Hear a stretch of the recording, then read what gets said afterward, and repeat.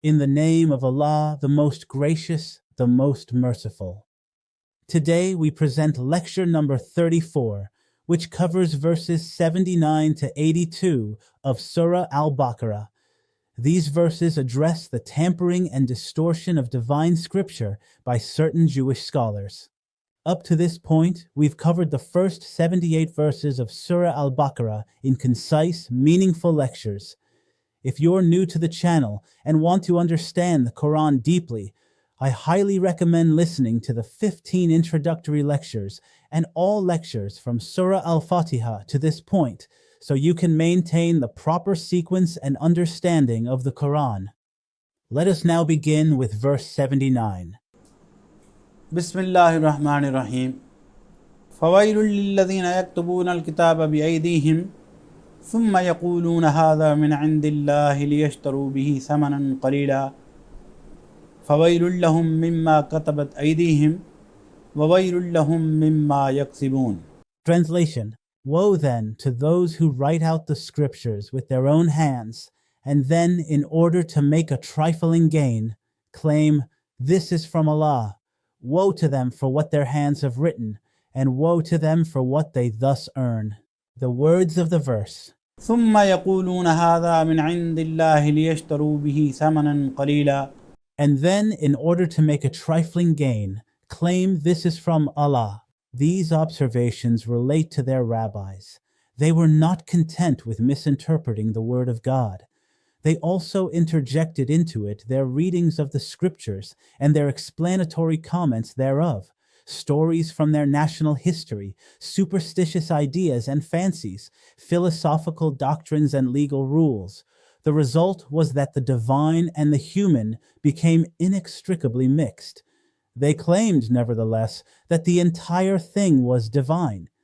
Every historical anecdote, the interpretation of every commentator, the doctrine of every theologian, and the legal deduction of every jurist that managed to find its way into the Bible became the Word of God. It was thus obligatory to believe in all that, and every deviation from it became tantamount to deviation from the true faith. Now let's proceed to verse 80. وقالوا لن تمسنا النار إلا أياما معدودة قل أتخذتم عند الله عهدا فلن يخلف الله عهده أم تقولون على الله ما لا تعلمون. Translation: They say, "The fire will certainly not touch us except for a limited number of days." Say to them, "Have you received a promise from Allah? For Allah never breaks his promise. Or do you attribute to Allah something about which you have no knowledge?" The words of the verse. وقالوا لن تمسنا النار إلا أيام معدودة.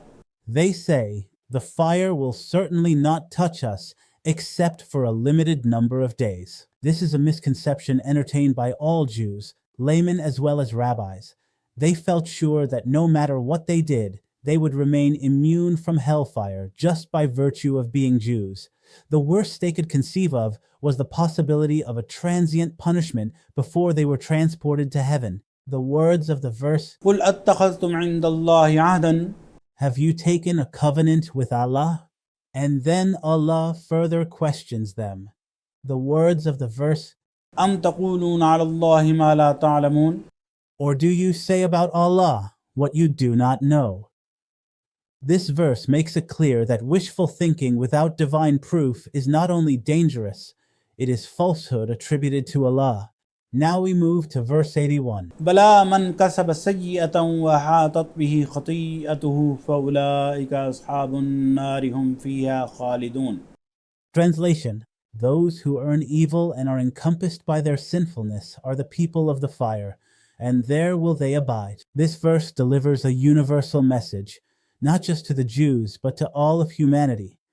Regardless of lineage or label, whoever continues to commit evil and is consumed by sin without repentance will be a permanent resident of hell. Finally, we come to verse 82. والذين آمنوا وعملوا الصالحات أولئك أصحاب الجنة هم فيها خالدون. Translation: Those who believe and do righteous deeds are the people of the garden, and there will they abide. Explanation: This verse offers hope and clarity. Salvation is not based on identity or assumptions, but on faith and righteous actions. Those who combine true belief with good deeds will be rewarded with eternal life in paradise. Alhamdulillah, we have completed lecture number 34, covering verses 79 to 82 of Surah Al Baqarah, including their translation and interpretation. Inshallah, in the next lecture, we will begin with verse 83. May Allah grant us the ability to understand the Quran and act upon its teachings. Ameen. Until the next lecture, allow us to leave for now. Ana Hafiz.